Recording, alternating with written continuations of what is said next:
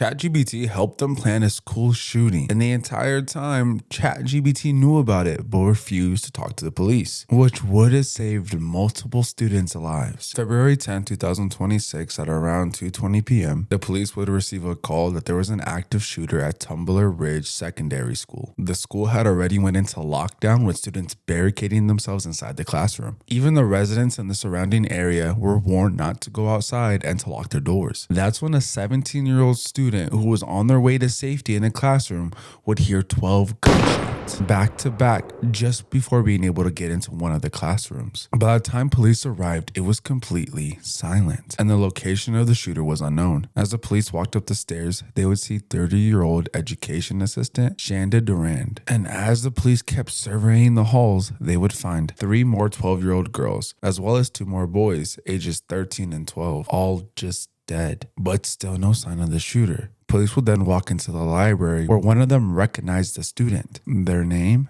Jesse Van Rootseller, a student who had dropped out 4 years prior. You see, they suffered from years of mental health issues, likely related to the custody disputes and at-home problems that they faced that caused them to move from Newfoundland to Canada multiple times. You see, as a matter of fact, just a few months prior, police would actually visit Jesse at his home and send him to a mental health facility. So when police arrived, some of them actually recognized Jesse, but by that time, he already had unalived himself after terrorizing the school. But why? Police would contact his family to let them know what he just did, but they would find out that he actually shot his mother and step-sibling just before going to the school. Investigations would reveal that Jesse had actually been planning this whole thing for the last 8 months, where he used ChatGPT to help him through all of it. This entire time, when Jesse would confess his feelings to ChatGPT, the AI would comfort him, almost validating his feelings, saying that he was in the right. That's until the ChatGPT safety layer kicked in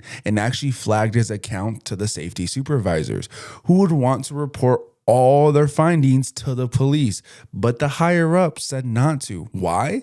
Well, because their stock value was going up, and if word that it was helping somebody potentially be a school killer got out, it would tank their value.